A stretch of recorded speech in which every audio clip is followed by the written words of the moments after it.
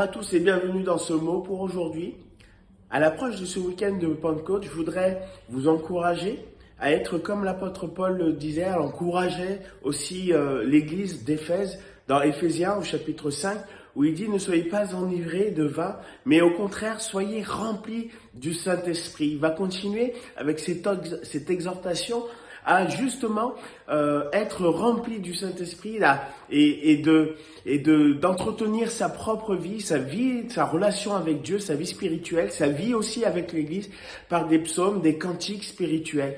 Je crois que nous avons besoin de nous rappeler encore aujourd'hui, surtout à l'approche de ce week-end de Pentecôte, que Dieu nous a envoyé le Saint-Esprit afin que nous soyons dirigés dans toutes ses voies, afin que nous puissions marcher et progresser dans la vérité, afin qu'il puisse aussi nous communiquer sa grâce, son secours dans les moments difficiles, de pouvoir marcher dans ce monde et de pouvoir aussi marcher dans la vérité qui appartient à Jésus-Christ. Je voudrais juste vous rappeler que voici alors que les disciples venaient d'être séparés de Jésus, de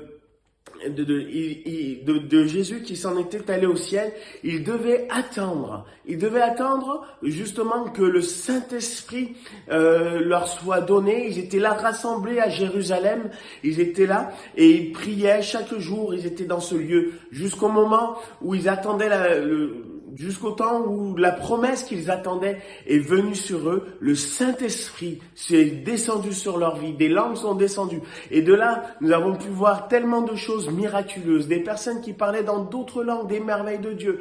Mais surtout, un apôtre Pierre qui, lui, quelques temps auparavant était timide, a rejeté, renié 3 fois le Seigneur Jésus, a pu se lever devant une foule et pu proclamer un des plus beaux messages de l'évangile. Lorsque ces 3000 personnes l'entendirent, beaucoup eurent le cœur vivement touché et se dirent, mais que devons-nous faire?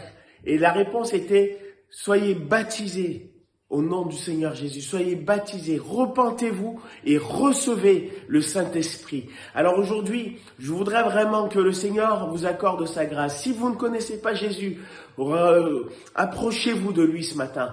Pourquoi? Parce que Jésus a donné sa vie sur la croix. La Bible nous dit que Jésus a dit, il vous est avantageux que je m'en aille, sinon l'autre consolateur, l'Esprit de vérité ne viendra pas. Et c'est lui qui vous conduira. Aujourd'hui, acceptez Jésus-Christ, acceptez son sacrifice et recevez le Saint-Esprit de Dieu. Et pour toute l'Église, quelle qu'elle soit ce matin, recevez l'Esprit de Dieu afin de pouvoir marcher dans cette joie, de marcher dans cette paix, de marcher dans cette vie que seul Dieu donne. Que le Seigneur vous bénisse. Je vous souhaite à tous un bon week-end de Pentecôte et je vous dis à très bientôt.